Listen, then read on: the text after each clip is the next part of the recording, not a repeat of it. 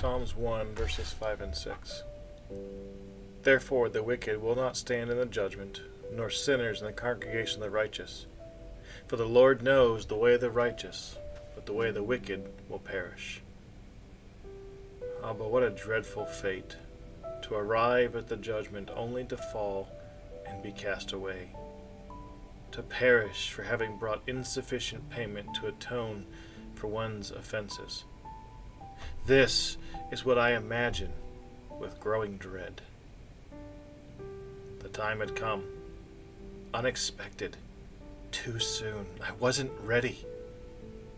Nevertheless, here, remorse, guilt, shame, regret, they cling to me like burrs, scratching, cutting, drawing blood.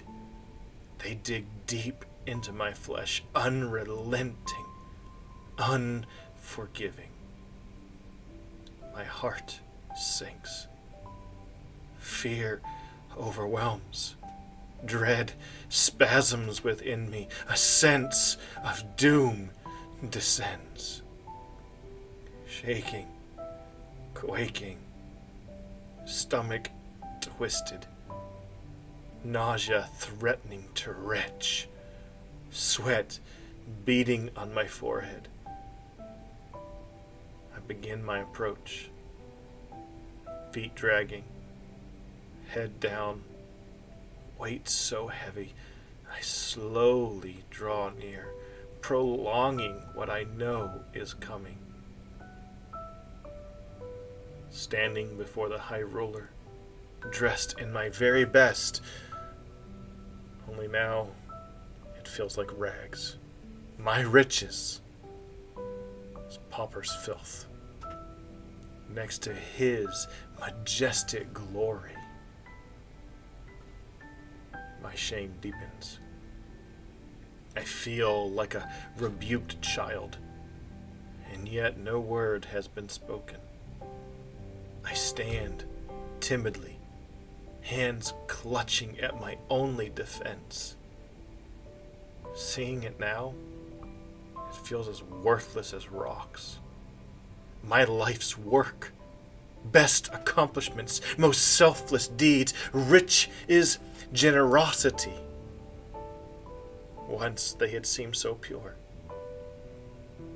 Now, in the light of his glory, tainted, impure, distorted by selfish motives, no better than a box of rotten fruit.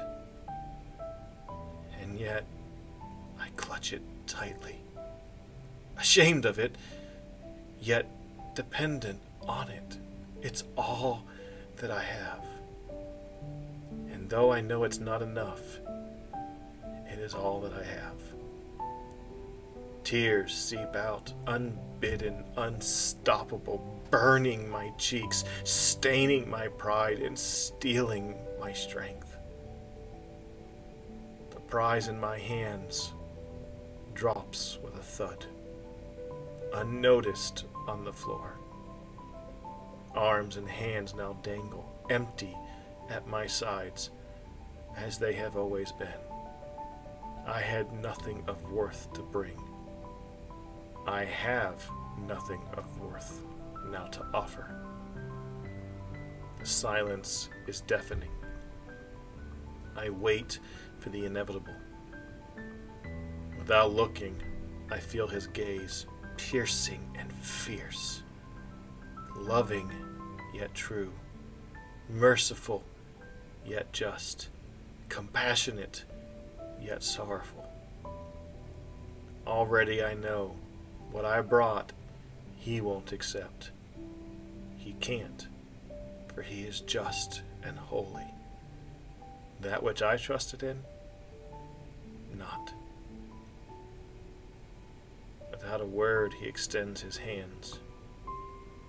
Without looking up, I see the marks of pain, the wounds of piercing, those eternal scars, beautiful and terrible, the receipt of payment offered for my debt.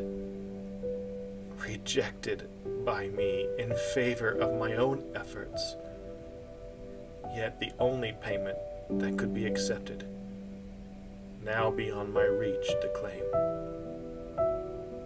And so here it ends, rejected and denied, turned away to death. Eternal punishment I face. I have nothing to offer. Facing judgment now, nothing do I have to stand upon. But this is a terrible and dreadful fate. The fate that by your grace I never have to face, but many will.